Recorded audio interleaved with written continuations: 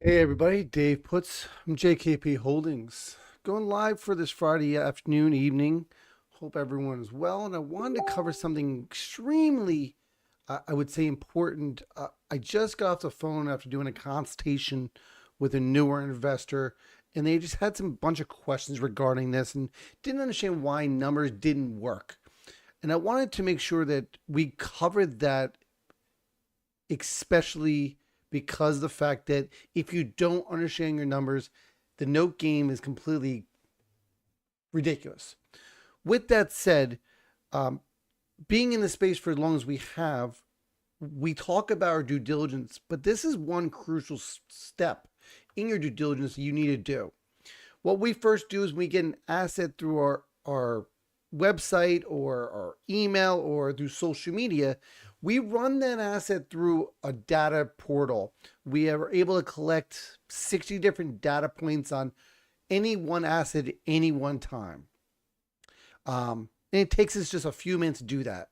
The next step we do in any of our due diligence is check the seller's number and the numbers that the seller presents to us to make sure that the numbers add up and make sure this numbers make sense, such as, is the original balance lower than the current unpaid balance? What happened there, right? But typically that's not the big problem. What we find the issue we run into quite often is the numbers do we see inside the note. These are three real deals that we're going through, and the seller couldn't answer some basic questions until we dove into some details. So we're taking out the addresses and making the addresses fake, but the numbers actually make sense. In the first spot here, we have a property with original balance of $404,000. The term on this thing is 360 months. The interest rate that the seller told us was 4.34 with a payment of 2520.86. The current UPB 301, and it does make sense given the time period of when this note was originated. What didn't make sense was when we checked it, the calculated rate that we figured out based on these numbers did not make sense. Now, some of you guys out there are saying, well, I took my handy dandy calculator, and as I'm sure you know, we don't use that. If I'm going to do it on 50 assets, the calculator would take way too long. So we actually are able to do this in a very quick fashion to check the numbers in a matter of seconds and see if they equate and make this agree with the numbers we were given. And if you're curious on how to do any of that stuff, checking things, running things, you can always check out our training here. We have is a quick about hour and a half, 2 hour to learn the formulas, learn how to check things, learn the note math behind the scenes. So when we ran this 4.34 didn't make any sense. Now there's a couple different things that could be going on here, right? It could be the fact that the term is not 360 months. Could be.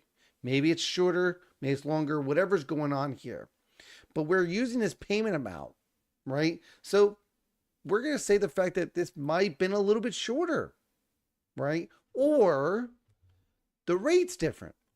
Or the payment amount is principal, interest, taxes, principal, interest, and interest, or PITI, both of them, right? It could be any of those factors.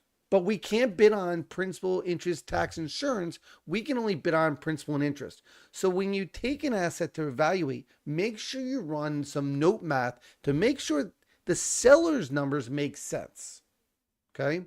When we do this, we looked at the fact that a 6.38 did not equate to the 4.34 interest rate the seller told us was going to be.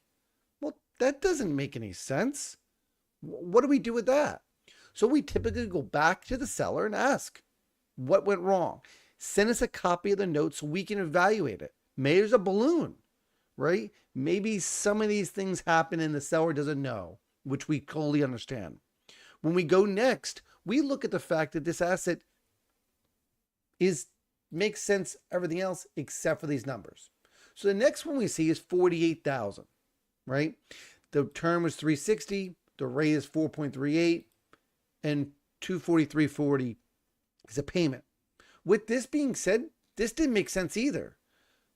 It's a little bit off, which doesn't make much sense because the term wouldn't really affect it. The balance maybe it's 48, 300. It just didn't make sense. However, we need to make sure that the seller is providing us the correct data, or you're going to be bidding on a different note. And then when you get the payments, it won't equate to the yield or IRR that you're targeting. This last one was a wrap note.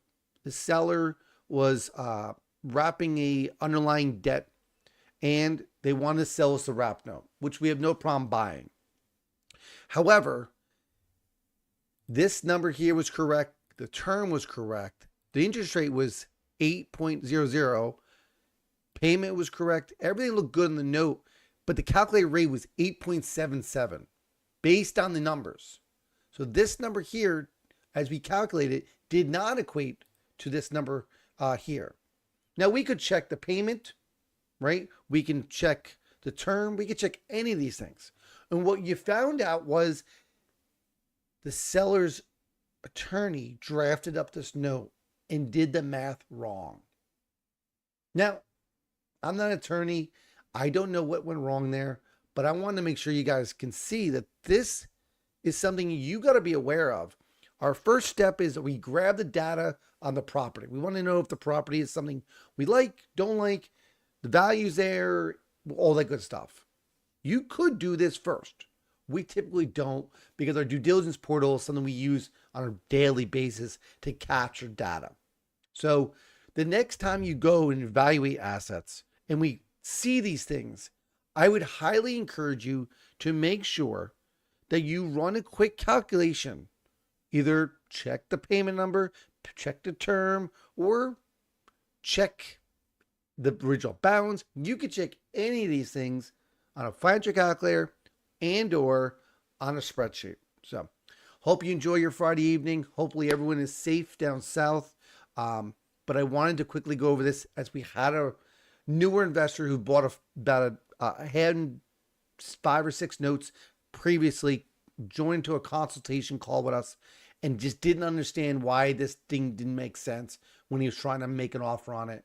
That was actually accepted, but the numbers didn't make sense when he had in the back end. So feel free to reach out if you have any questions. Of course, jkpholdings.com. And again, the training, if you're curious, is right here. Hope you have a great Friday night. Thanks, everyone.